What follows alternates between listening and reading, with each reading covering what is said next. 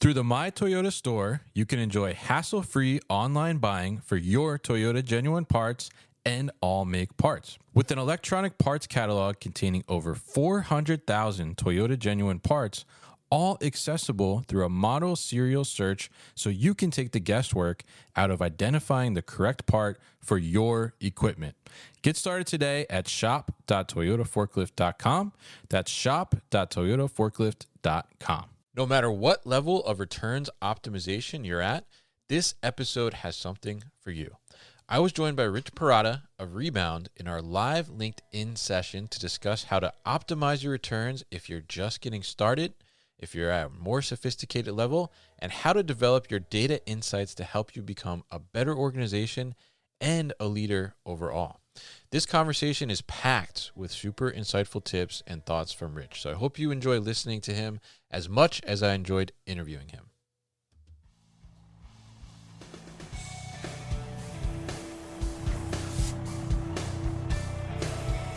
The New Warehouse Podcast, hosted by Kevin Lawton, is your source for insights and ideas from the distribution, transportation, and logistics industry. A new episode every Monday morning brings you the latest from industry experts and thought leaders. And now, here's Kevin.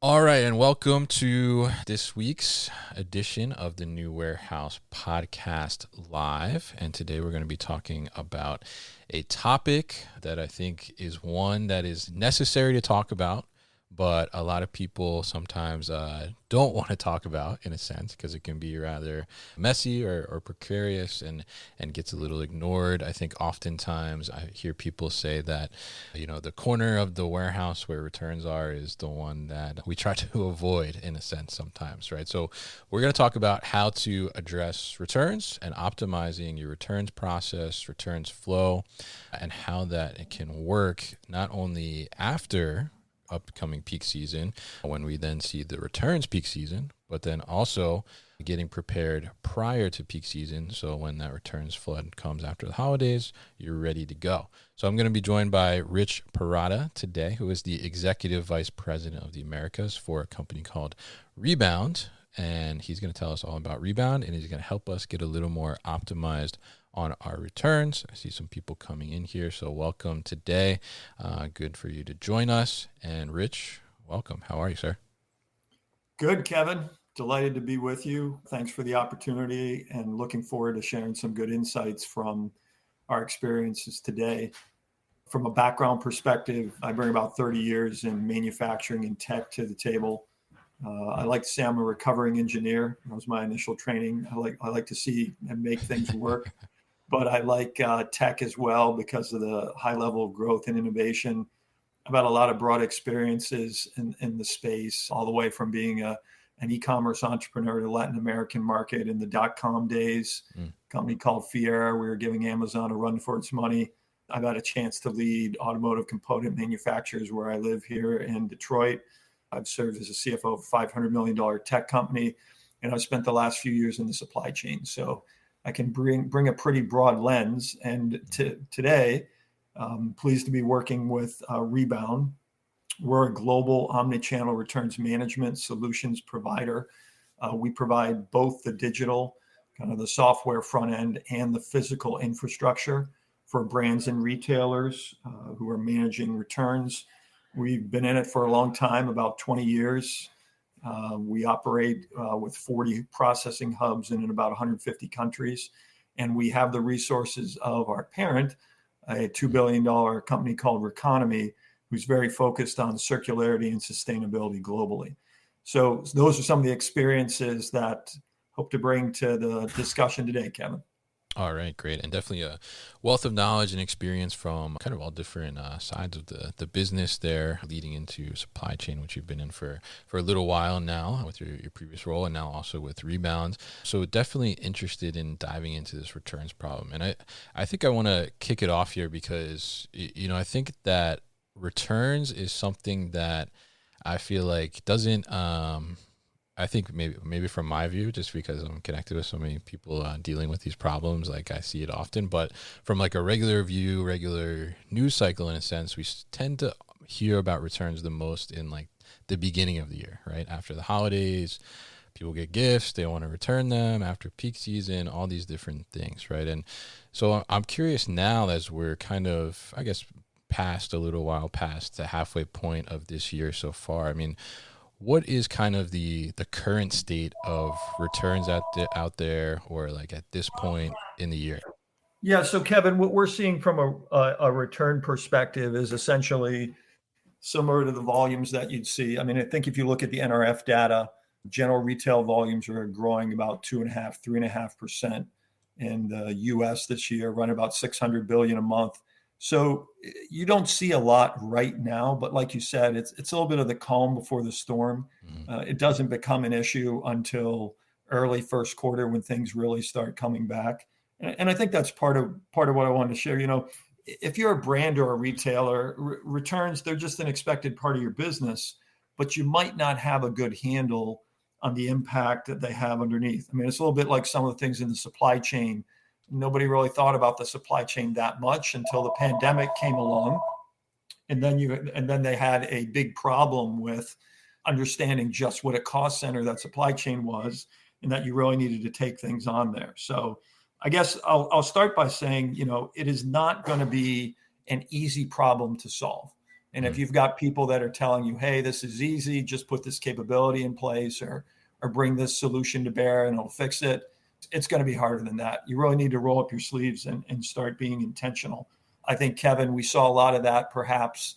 You know, you and I talked, I was working last for a WMS company called SnapFulfill. And over the last few years, a lot of folks came on board and automation seemed like the silver bullet, or robotics. You know, and that wasn't the case. It didn't fit in every instance. And I think it's the same with returns.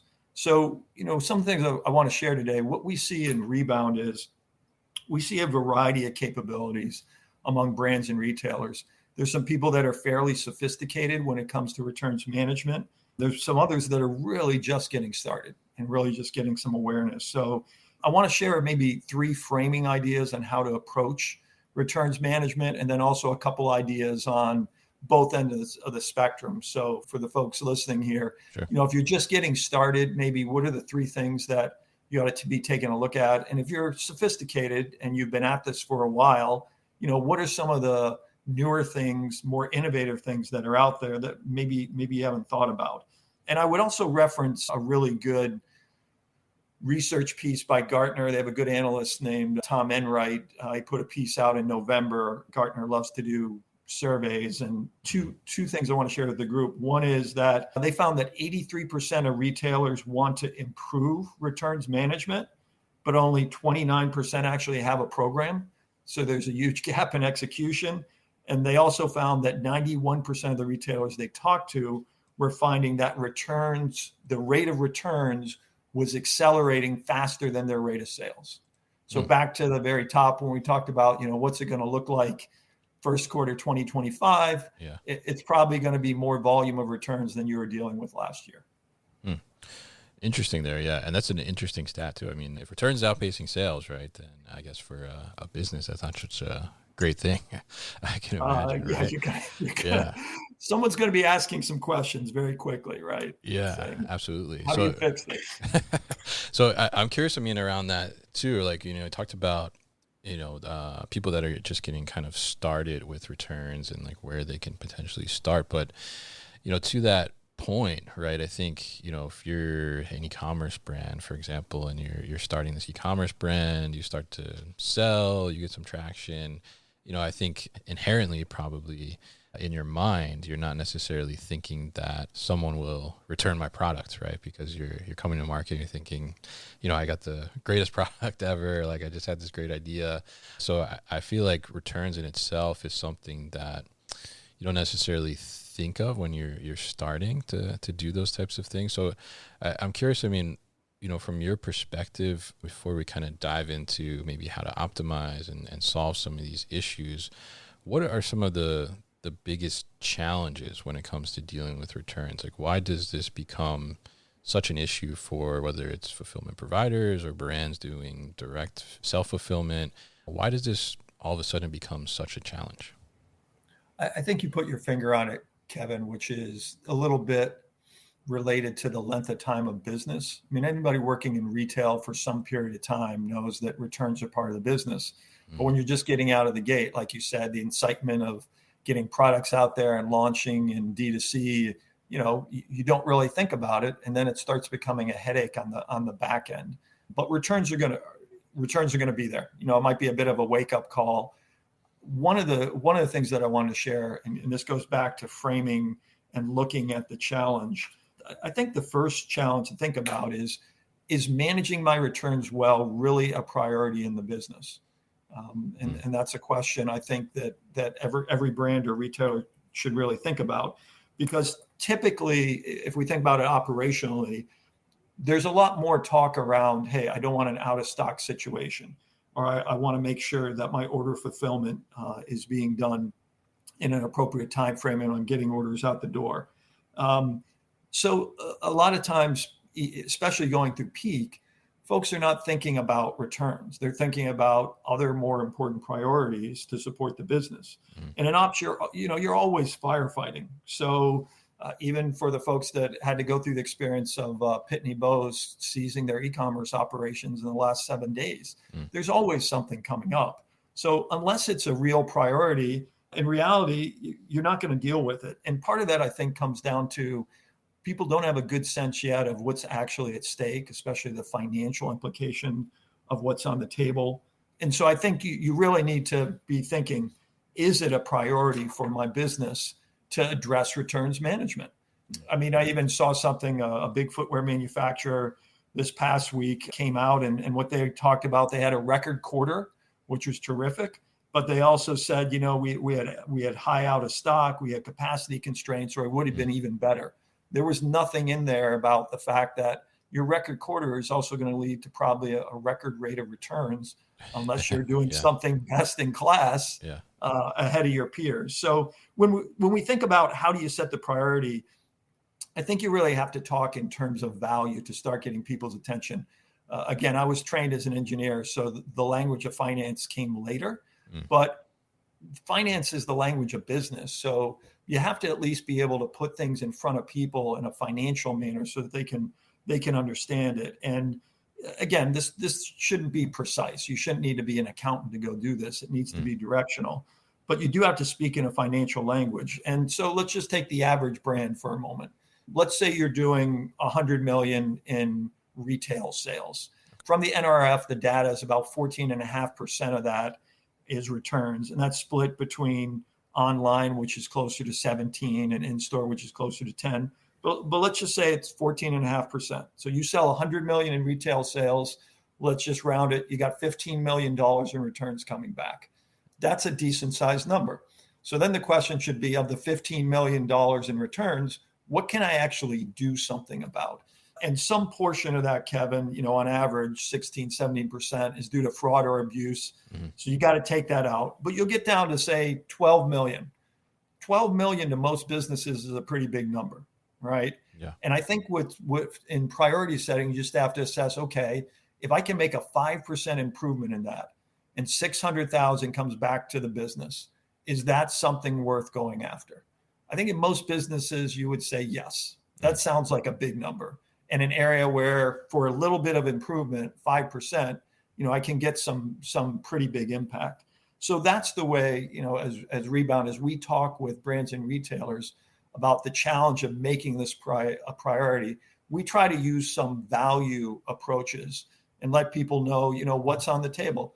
Maybe it's not a 5% opportunity. Maybe we're off, but cut it in half. Is $300,000 to a brand or retailer still important? I think so. And if you take it up larger, let's say you're a retailer doing $1 billion, 6 million could be your improvement number. So, Kevin, I think the first thing in setting priorities is putting some financial language around it, not precise, but enough directional to say, hey guys, if there's a couple 100,000 or a couple million on the table, isn't that a good reason that we should be looking at trying to take this seriously and be intentional? Yeah. Yeah. And I think that's a great point to kind of tie that financial quantification to it there, because, I think oftentimes, it's kind of like, oh, it's happening, it's inevitable, that's the part of business, right? And depending on, what type of business you're in, you mentioned like shoes there, for example, like, there's probably a little bit higher rate of return than a different type of product or something of that nature. Yes. But when you think about that and try to start to quantify it, right? And you talk about, a couple $100,000 or, a couple $1 million even, depending on how much sales you're doing, that's opportunity there to, take that money and invest it in, whether it's, pushing more sales or investing in infrastructure to be able to provide better service, maybe to prevent returns in the first place, right? So I think there's a lot of opportunity cost there that can kind of get swept under the rug a little bit, just trying to accept that this is, the nature of the business. This is what happens, returns happen. But like you said, there's some of those that are probably preventable and you could recoup some of those costs. So great points there. Absolutely. And, we're approaching here on peak season, right? And we kind of mentioned this a little bit, but, as we look towards peak season, the focus really becomes sales, right? And pushing sales. Yep. And making sure that we can fulfill those sales, making sure we get products, making sure we have enough product. But often, that kind of leads to the after effects, right? And, after the holidays where we see this spike in returns coming back as well. So now if we look at this prior to peak season, right? And I know you want to talk a little bit about, kind of starting out a returns management process and getting that in place. I mean, how do we start to look at this maybe prior to peak season alongside our sales efforts to be able to maybe mitigate some of this post-peak season or maybe even prevent some like you were just talking about? We'll be back after a quick break. When it comes to systems, you want something that will start showing results fast. You're looking for a tool that can enable your 3PL or warehouse to get to the next level. So why wait? That's why Carton Cloud provides supported, fast onboarding that can have your WMS up and running in hours, not months. Jump into Carton Cloud's easy-to-use workflows for all of your services, including cross-docking, serialized inventory tracking, e-commerce order fulfillment, and more. This software is built by logistics people for logistics people, and those logistics people are standing by to help train you and support you so that you can be successful with your customer. With 24/7 real-time reporting and free online training, you need to check out Carton Cloud for your operation. Take the next step in your operation by heading to cartoncloud.com/free-demo or click the link in the show notes. Yeah. So Kevin, good point. I think going back to, I think the first point is around making it a priority and assessing whether it is or should be. I saw a RFP recently from a big global footwear manufacturer. Let's just say they're $5 billion in revenue, and they said that they had $200 million in returns globally, which made me think, okay, that's about 4%. So you're either best in class among any company we've seen. You made an error, or you really don't have any idea of the level of returns that are coursing through your network. So that comes back to, are we in a little bit of a state of denial of what's going to happen? But as we go into peak, the other two kind of framing question, one relates to data, and the real question you got to ask yourself is, do I have good data? And I believe that there's, back to what are you going to do with these extra funds? Investing tools, technologies on the supply chain operational side, those things tend to lag the things we've invested on the sales and marketing side to really understand our customers better and their loyalty and their lifetime value. So the reality of it is I might not have really good data. It might be siloed. It might not be real time. I worked in the supply chain for a real-time visibility company called Freight Verify, and the ability of those customers to see real data for the first time and then, make good decisions with it was unbelievable in terms of driving value. And I think it's the same here. What type of data do I have that's accurate? And of that data, what type is real time? So it's almost like just doing an assessment saying, what do I really have? If I find that my team is spending a significant amount of time going out and trying to find data and very little time analyzing it, well, that's not good. I might have to trade off and say, this is the data I'd like to have. Where are the SKUs that are the highest return rate? So I can take some impact. I can take an action on them early as I go into peak. Where are the challenges that I had last year where sizing was an issue? Those are what I think some of the more sophisticated groups are doing. But if you don't have the data, then it's just going to be very frustrating. I recently went through this with another organization where we just were starting at the beginning and said, hey, what is the returns volume that is being processed in your distribution centers, on a month-by-month basis? And they came back with a number and said, oh, that kind of looks low. Are we sure that's right? And they went back and said, oh, no, there's data on other systems. Long and the short of it took about 5 weeks to get the right data. Wow. But now that they have the right data, they're making much better decisions. They're not guessing anymore. So I think one of the framing questions, in addition to, do I make this a priority, is how good is my data? And I do have to say, Kevin, from, again, living in the WMS space, I have to laugh sometimes when people say, well, we've got a control tower. We're going to get all this data. It's like, you're going to boil the ocean and do what with it, right? I mean, so for this group, really make a good assessment. What data do I have that's available, that's real time and relatively accurate? And if I've got some gaps in that data that I think I can fix quickly, let me go fix those before I go into peak to at least put myself in a better situation. And then the last thing I would say in terms of the framing question is, you really need to engage a leader in your organization to sponsor some of the things you're going to want to do in returns management. And again, I come from a manufacturing background. It's someone who's going to pound the table and say, you know what? We had a really terrible experience with returns in the first quarter of last year. We're not going to go through that again, right? Yeah. We are going to improve. I don't care if it's a 10% improvement. We're not going to go through the same level of craziness that we just went through. The impact on our customers, the long days, burning our team out. We're not going to do that. So you really need to advocate and find that type of leader. Maybe that is in your domain and something that you can do. But that leader has to, throw the gauntlet down and say, this is what we're not going to accept where we were. And then the second thing you really want them to do is find a good problem solver. And I know everybody has those in their organization, but grab that problem solver, even if they don't know anything about the returns area specifically, and let them dig into it. In manufacturing, you've got people that are green belts, black belts, TQM trained. They can put a fishbone diagram together. Go find that type of person in your organization and let them loose on your returns management area for, a period of time to at least go see and ask questions. And by the way, they're going to ask a lot of questions you don't have answers for, and you probably don't want to answer. And by the time they're on the third why of the 5 why approach, you're going to be very impatient. But you know what? These problem solvers, I think, are going to help you give a different lens on what's actually happening. And they might be able to give you some insights on simple workflow or process changes that will do that. If I could just give you maybe one example, Kevin. Sure.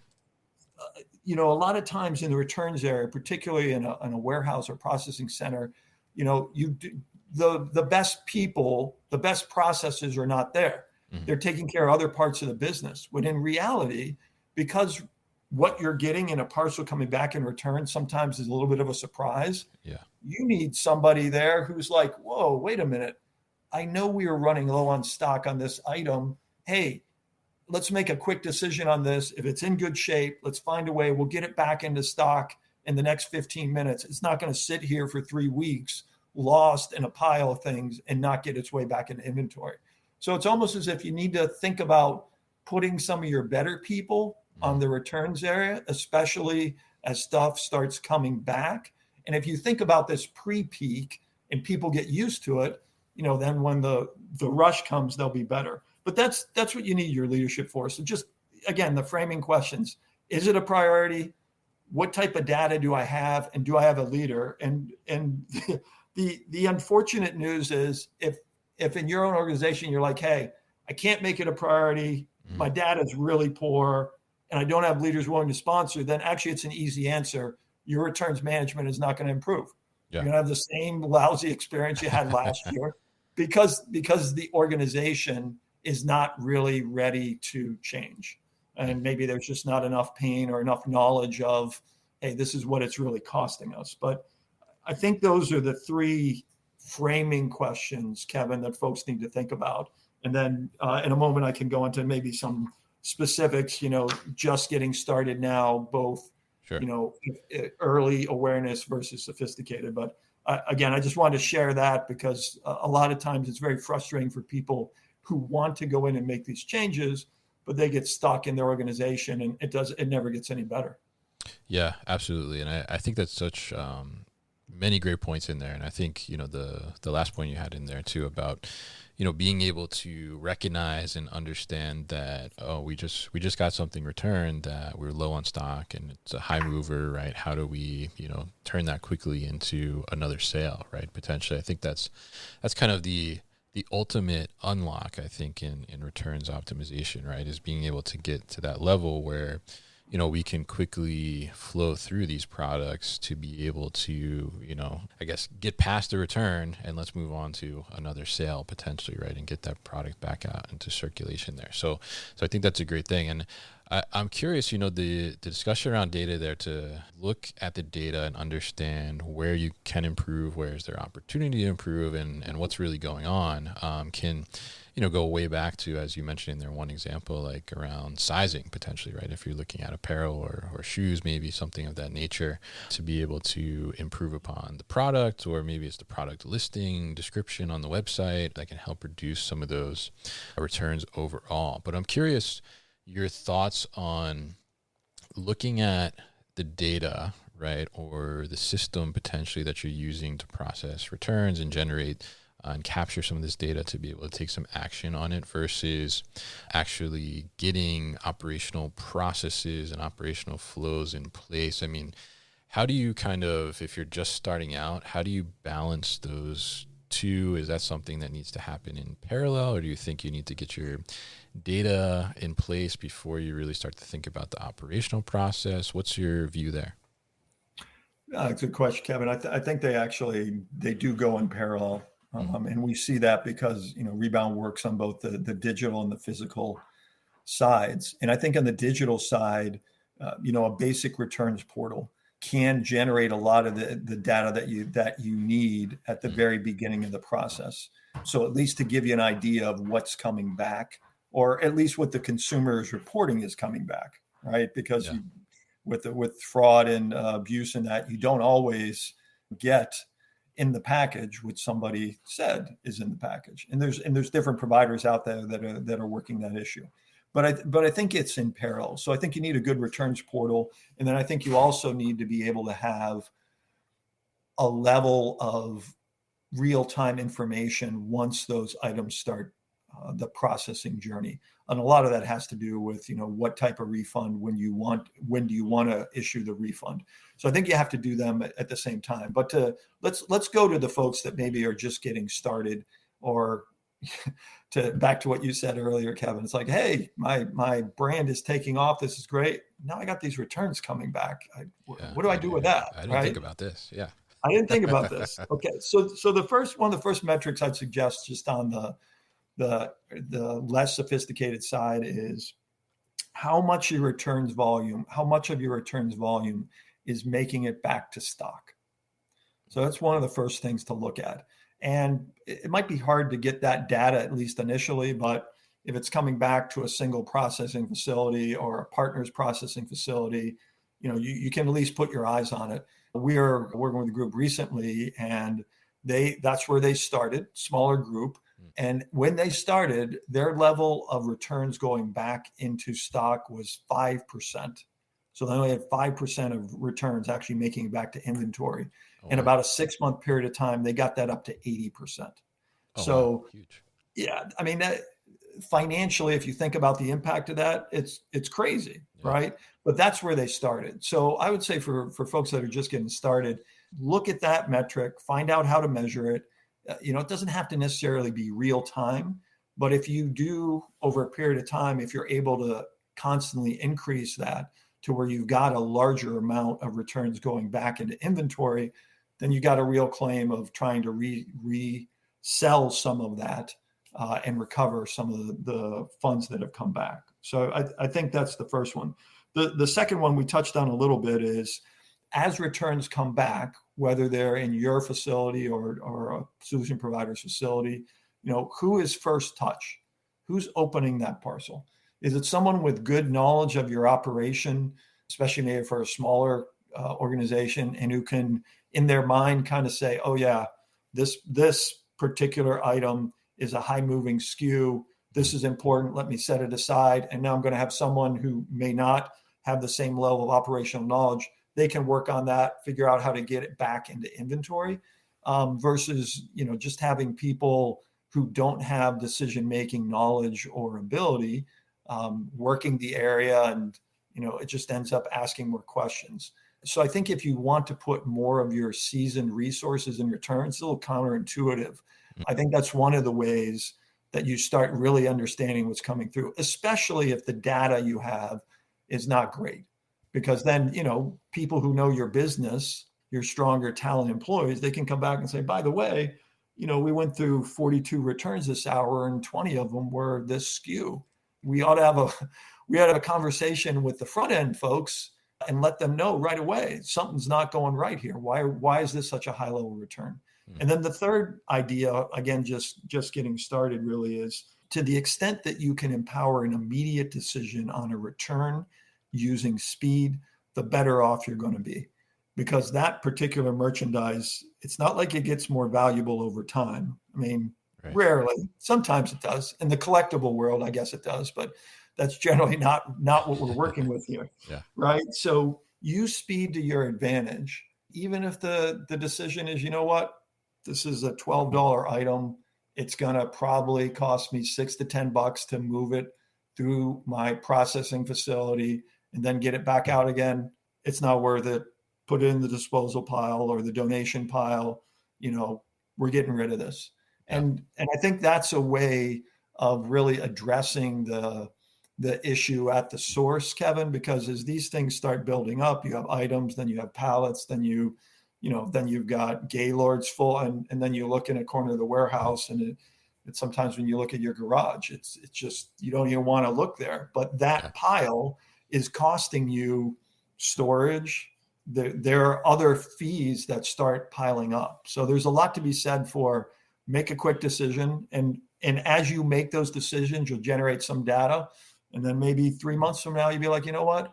We think we can do okay with that $10 item now. Let's not send to donate it. I think you get what I'm saying. Yeah. You make a good, quick decision at the point of processing, so you don't add other costs along the way. Interesting. Yeah.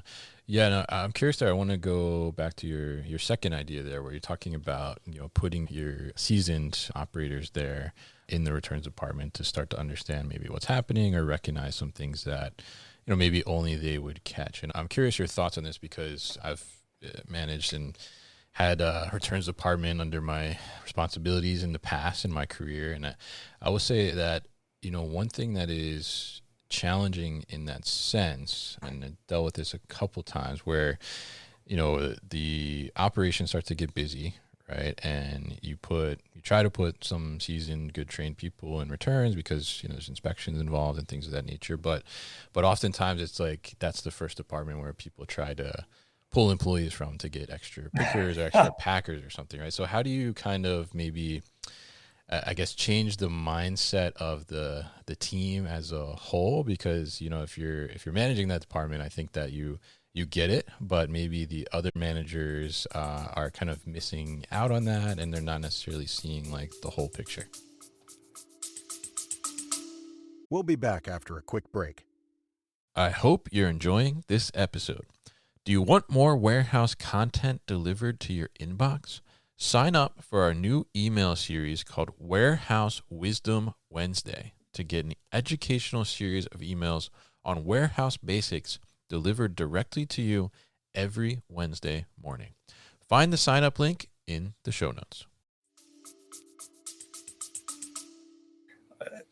Kevin, you know from experience. And I think that's why it could be good to have this pre-peak discussion, right? Because when the firefighting starts, everybody grabs a hose and just tries to take on what's right in front of them. So I think it's incumbent, if you want to change behavior, right? If you don't want people to come raid the returns area simply because, wow, we've got a 2 p.m. cutoff for the following orders and we're not there yet, then it's a dialogue around managers and leadership about how you may change things going forward.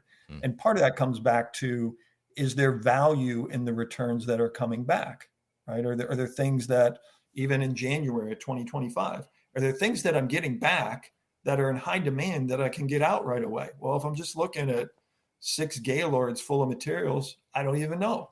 Yeah. Right. So I think it comes back to a little bit of advocacy for how expensive returns are in terms of cost and customer experience and internal inefficiency versus other trade-offs that people are making. And to your point, it might not, you know what, you still might lose a few people, but maybe you don't lose your entire team. Right. So I think it's a little bit of a gradual change, but it comes back to leadership again. Is this important to us, and are we going to be intentional or not? And that's a decision that a team has to talk through and say, okay, when we get to this point, what's most important? If the fulfillment is most important, hey, no problem. We're not going to deal with returns today, Kevin. We're going to take your entire team. But tomorrow, when we got a little bit more downtime, I'm going to give you some more people to work in that area so we can try and get through what we didn't get through yesterday. Right. And you know, those trade-offs happen all the time in a fulfillment and warehouse and distribution center operation. So I think it's just a matter of pre-planning a little bit, saying, hey, this is not going to be a surprise. And I guess I'll just give another example. And I use a manufacturing lens because these type of challenges, throughput through a certain area, they're not unique to retailers and distribution centers. I mean, every company that manufactures something, this is what you deal with. Yeah. And I was leading a company once where, we had about 20 or 30 lathes, operational machines. We were working on critical parts for the automotive industry. All of them were metal. All of them had to have certain things done to them. And we were having a real difficult time figuring out how to allocate our talent and our operators among these machines. And finally, we came down to saying, you know what? There's some stuff that we're going to run 600 units an hour every day for the next 6 weeks. I don't need my most talented people on there. I need someone who's just good at doing it day in, day out. Okay, I got those. I've got some things that are small batch type operations. Like I'm going to do 10 and then I have to do a switch over in the machine. And then I'm going to do 15 of a different one.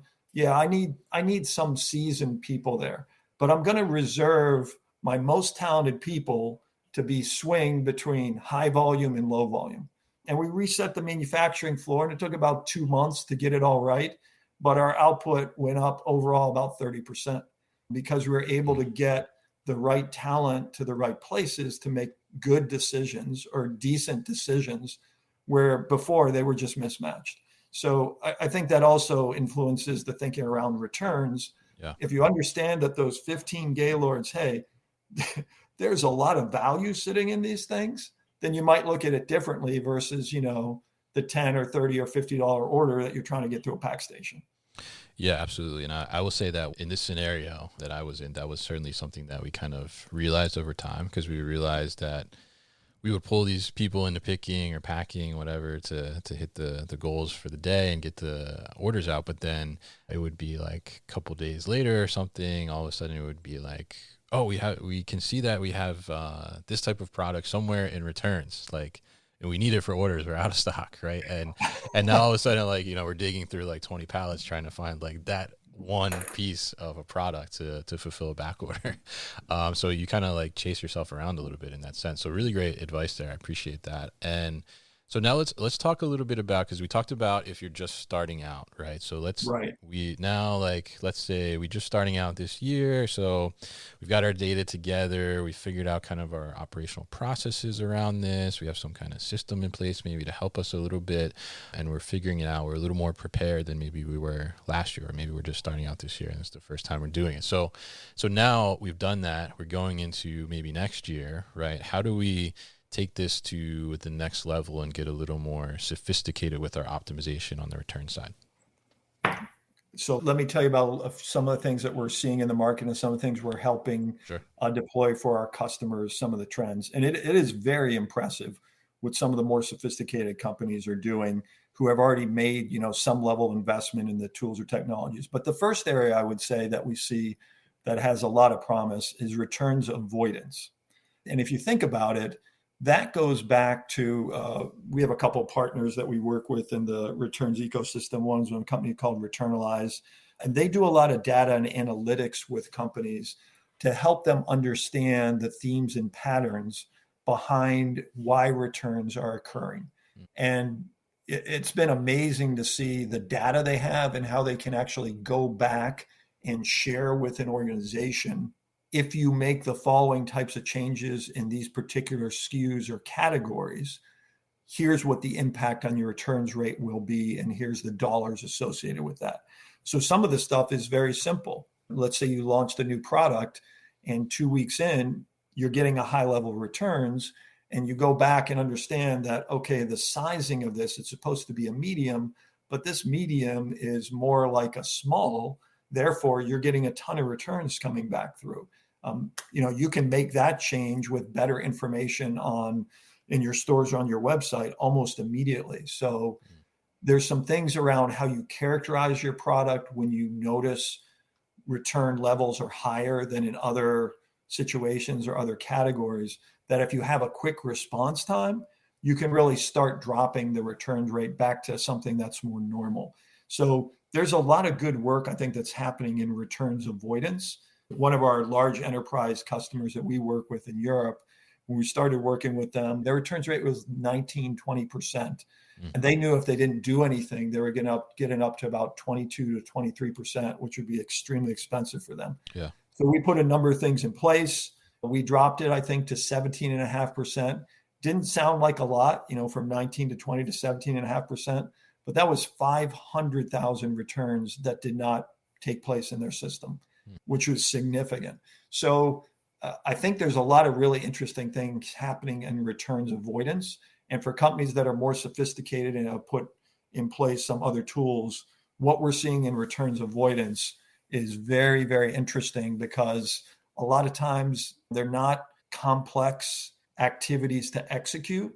They're just, how do I communicate better to the consumer at the point of purchase so that they don't have an experience that makes them feel like they have to return. So that's one of the first ones, Kevin. Okay. Another thing that we're seeing and that we work on a lot with customers is, if you have an understanding of the value of what's being returned, and we do a lot of work in fast fashion. So, sometimes these things are not worth that much, or the sale is not worth that much. Yeah. Let me take that back. Everything somebody buys, they put value in. So, but it might be a 10 or 15 or 20 or $40 item that someone is looking to return. If you think about the cost of a return, not just the logistics piece, but the operational and the internal, sometimes that's in the $25 to $30 range. So we're doing work to try and help customers at the very beginning of that process, when the customer is initiating the return, to think about what type of options they want to provide. So if I've got a $15 item and I know it's going to cost me $26 to get it through my system and back into stock, I don't even want to move it. Right? I'm just adding cost. I don't want to do that. I've already lost the sale. If I lost the $15 sale, why would I put another $26 on top of that? I wouldn't. But I don't know that at the point of time that the consumer is initiating the return. So I just start the process, and the cost clock starts ticking.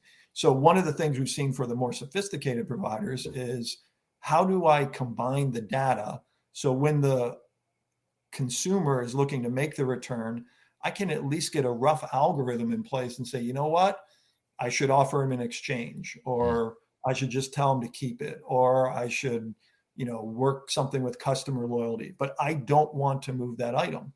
And it's better for me to just say, you know what, I just lost $15. Don't let me lose $41 for this particular sale. So better data and better decision-making at the very initial point of consumer return is another thing that we're seeing, that I think the more sophisticated customers, you don't like throwing it away or not having any chance to return to stock, but that's the reality. And by the way, when you make that decision, you're not issuing a refund, right? Consumer is keeping it. Right. You don't have a consumer calling in to say, hey, what's the status? You're not initiating your physical infrastructure provider to move the thing. I mean, you take a lot of challenge out of it, but sometimes people don't have that data at the time of decision making, and so then cost starts increasing. Interesting there. Yeah. And I think, that makes a lot of sense, because you start to get a lot more visibility into these types of things. And when you start to get that visibility through the right data, then you can take those actions, like you said, to be able to prevent some of this stuff, or even create a better customer experience overall as well. Like you mentioned in there, maybe offer them. Kevin, and that one I would also add that, again, if you're more sophisticated, that probably means you also know about this particular customer, their loyalty level, if they've purchased in the past. If it's a first-time buyer, right, and you think it's going to be fraudulent, whatever, well, you make a different decision, right? So if you've segmented your customers well enough, you can do that. Now, maybe it's a first-time customer and you say, you know what, I'm not sure, we'll let them just keep it. And then, the next week they order the same thing and try to do the same thing again, then you have a different decision, right? So, but these are for the more sophisticated retailers who do have access to that type of information to help inform the decision. Good points there. Yeah, definitely. And I think once you get that visibility level, then you certainly optimize a lot. You have a little more control too of what's going on. So really interesting there to hear that from you. Drew wants to come up here and talk, see what he's got to say. Hey, Drew, how you doing? Thanks, Rich. This has been fantastic. We have a lot of focus on returns. I love the discussion here. I waited to raise my hand until you went through a lot of stuff, because you answered actually a lot of them already. We focus on making it like quick and easy to put back into the shelves so that they can get the product available for picking fast, like you were talking about. Yeah. And I never considered the very first step that you were talking about maybe pre-sorting what comes in. Like that package comes in, usually we open it, throw it into a Gaylord, and it gets into a big pile with a whole bunch of other packages that are pre-opened. And then at some point in time, that inspector is going to get to it. That's actually a fantastic add to the step. But what I wanted to ask you, the last point you were making with the data about them tracking all this information and initiating a better concern and a better return process for the customers. I don't know, at some point, if you can share maybe to the audience, folks that you would recommend working with to get that done. That's super, super powerful to be able to just head it off at the pass before it ever gets to the processing facility. Yeah, well, thanks, Drew, and appreciate the positive there. The pre-sorting. We see. I think what I get excited about in this business from a supply chain and tech perspective is there's so many good ideas that are kind of yet to come forth that people can be working on, and every organization is going to be a little bit different. But I think if you free it up, going back to the transparency of the discussion, and just realize, hey, this is something it's the elephant in the room. Let's at least have a real discussion around it. I think there's going to be great ideas that come out. We're seeing a tremendous amount of innovation in the space, all types of things happening. So I think it's a very exciting space to be in. But going back to your comment there, I think one of the rebound, because we have both the digital and the physical pieces, we see both. So we're one of the people that can do that. We also work with other partners in our ecosystem that can do that. I mentioned on the returns avoidance piece, Returnalize is a really strong player in that market, trying to get the front end out. But, as far as I know, there's very few people that actually are putting together okay, here's what it's costing me to move. Here's what the refund amount is. Get it into a rough table, give guidance to that consumer at the point of return so I can make a better decision. But it is something that we're working with through our customer base. Fantastic. Thank you. All right. Good answer there, Rich. And thanks, Drew, for coming on stage here to ask a question. Kevin, I have Sure. one other comment on the what we're seeing more sophisticated groups do. And the last one really is redeployment. Okay. So in other words, you get a return in, right? You realize that it's something that, hey, we can get back out. This is a hot item, return to stock. If we return it to stock, it'll definitely go back to the right place. But can't my returns provider send this directly to the customer? So going back to the data again. So can I potentially fulfill with this returned item directly to a customer without having to pass it back to the retailer location, whether it's a store or a distribution center? And that's also one of the trends that we're starting to see. Typically, on the front end, the pick, pack, and fulfillment, that's always really been the realm either of the company or your 3PL partner. But we're seeing with this returns inventory that's coming in, some of the same things can be happening on the back end. And although it's still early stages, I think that's also a really good opportunity, because if, the return center can redeploy this back out directly to a consumer without having it to move one or two more locations before that happens, that's also a benefit in kind of taking down the total cost of returns before back to stock. Interesting. Yeah. And I guess tell us on that point there. I mean, because Rebound, offers both, right? You guys have a system to be able to manage returns and capture some of this data that we're talking about in here, but you also have the physical side too, where you can do the returns processing. So maybe, if a company is weighing whether or not to process and do like their own returns management, or maybe weighing, utilizing somebody like Rebound to do the physical process for them, what's kind of the, I guess, decision makers there, and what goes into making that decision one way or the other? One of the things is going to be kind of domain expertise. We're talking to a large enterprise customer right now who they're kind of going through that process, Kevin, and they realize that their business is growing very quickly, which is good for them. But they realize that their core capacity is not processing returns, right? Yeah. So they realize that, we really need to have some partners here who we can work with and do that. And I think what is really going to influence their decision is, what I need now is going to be different from what I need 3 months from now, 6 months from now, a year from now. And so I think that's why they're looking to providers like Rebound and others to say, hey, help me go on this journey, because this is a dynamic problem that we're trying to solve. And it can't just be one size fits all answer today. So I think it really comes down, Kevin, to how core are returns to your business? To most brands and retailers, there's something I got to deal with. Do I want to really dedicate my front end operations team to working through returns? Maybe not. Maybe if you can get your returns down to a certain level through returns avoidance, that could be an opportunity. But I think for now, a lot of brands and retailers, if they have a good partner who can deliver, they're more inclined to do that. And that's, Kevin, when they realize that I've got to do this much better than I'm doing it today. At the very beginning, we talked about priority as opposed to throwing our hands up in January 2025 and say, oh, it was a lousy experience again.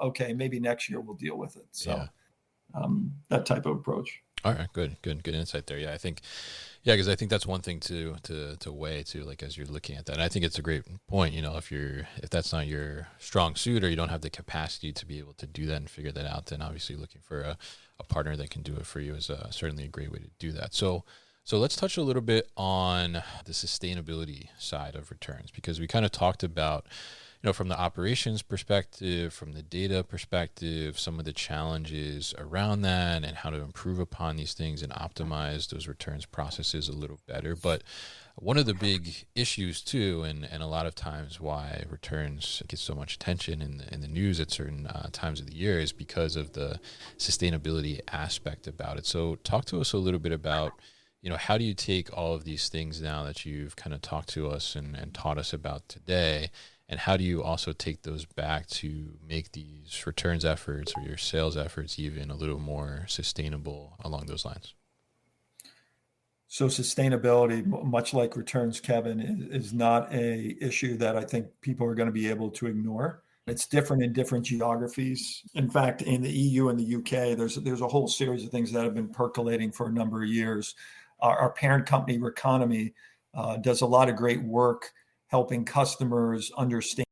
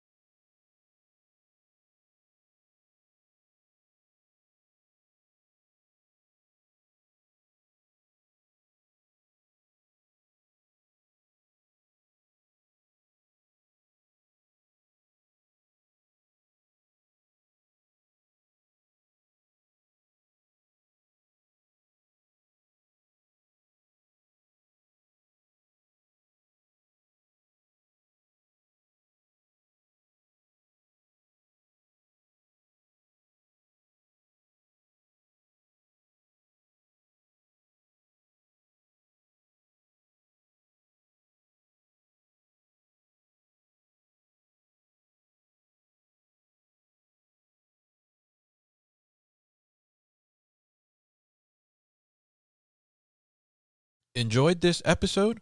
Make sure you are subscribed to the podcast, and for more content from the New Warehouse, find us on LinkedIn and YouTube. Links to subscribe can be found in the show notes, and for everything The New Warehouse, head to thenewwarehouse.com.